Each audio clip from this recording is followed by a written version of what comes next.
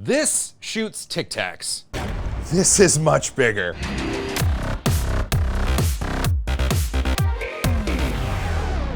There you are. Welcome back. This is much larger, and we will talk about that in a moment. But I want to first focus on this. This is what's known as a Tic Tac Gun. Crap! I said the G word on YouTube! I'm gonna get demonetized! I'm so sad!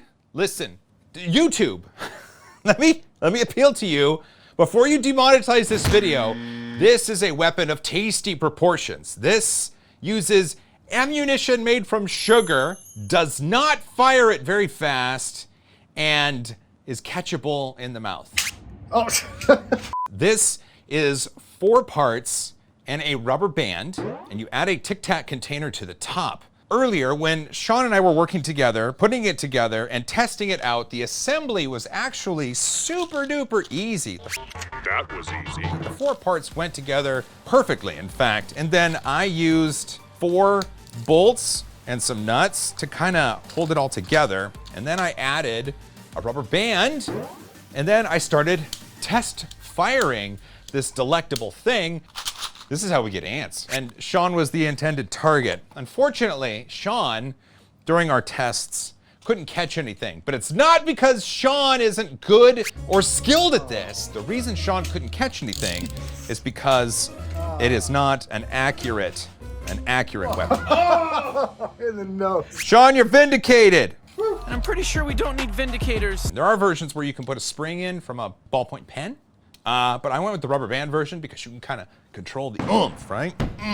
You pull this back, and a Tic Tac is loaded. In fact, you can see the green right there. Can you see the green right there? Nope. I promise you, it's in there. And then we fire it. Okay. Hey, not bad. You want to try again, Sean? Okay.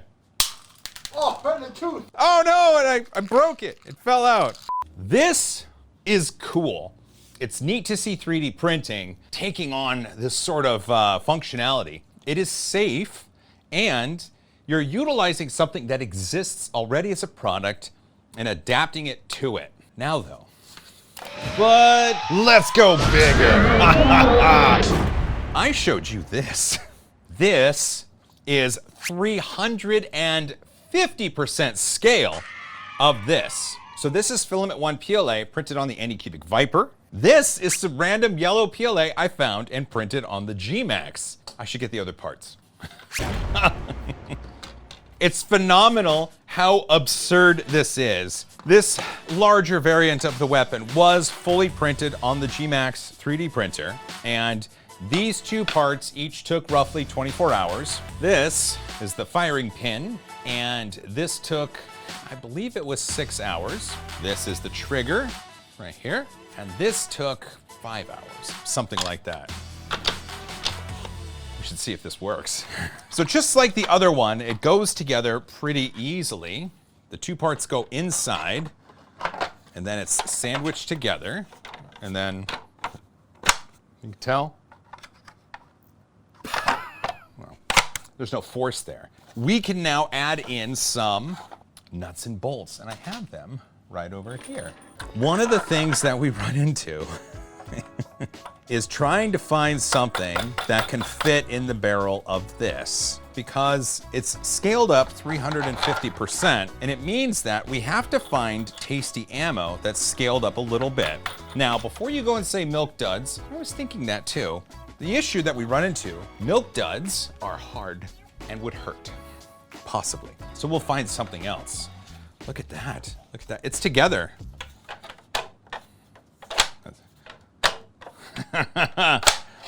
It works. Now you might be thinking, that doesn't work. This doesn't work. So what do? Well, you get out your Glowforge or your laser cutter and you get some acrylic. And it's not just any acrylic. This is old acrylic from my original G-Max 3D printer. Moves so smooth. I cut up my build plate to make a 350% scale Tic Tac container. You're crazy, man. Look at that, look at that. The only thing left to do to really make this work is to now find the appropriate sized rubber band. And I happen to have a couple rubber bands. These are pretty big, pretty stretchy. What I'm gonna do is double this up like this. So now, that frightened me a little bit. That's awesome. Now it's time for the ammo and cheese balls. Packed for freshness, it says these are good until October. It's now July. Life is beautiful. So now, I have put this together. I have tested the mechanism, and now for the first time, we test whether or not this weapon, originally built to fling Tic Tacs through the air, can fling cheese balls through the air. What have I done in my life to lead up to this? The right things. Beautiful. This is absurd, and I love it. There are cheese balls in the breech, whatever it's called. Do you see that? Test firing the cheese ball weapon of dreams in 3, 2, 1.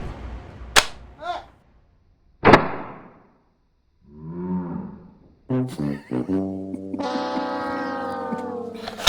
cheese balls exploded.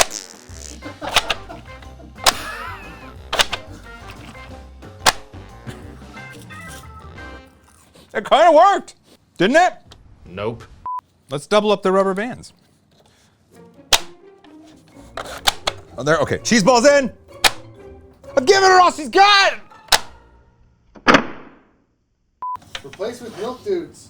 Oh, do we do this? Do we do this? Yes. Do we do this? Okay. I'm gonna drop one milk dude in. Milk dud firing in 3, 2, 1. I hit Sean in the waist. I hit Sean in the waist. It really, it accelerates pretty darn fast. It's not immediate, but I think that's okay, because it's just, it's tasty. Ready? Oh.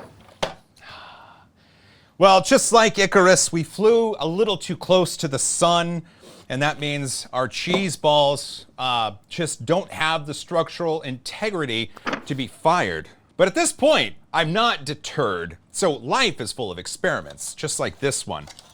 And the cheese ball flinger of doom is not the last of its kind. I think that, well, here, I'm gonna leave it up to you. Would you like to see something that could more accurately fling cheese balls and do it further? If that is something you'd like to see, I will begin work on a cheese ball flinger version 2. But it's up to you. If that's what you want to see, we'll do it. But otherwise, this was a fun experiment.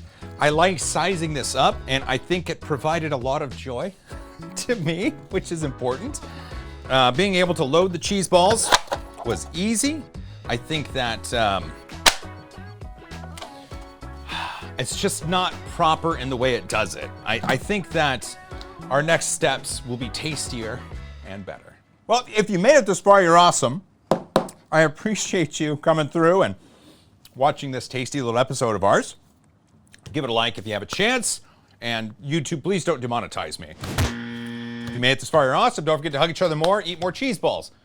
And as always, high five. I made a mess.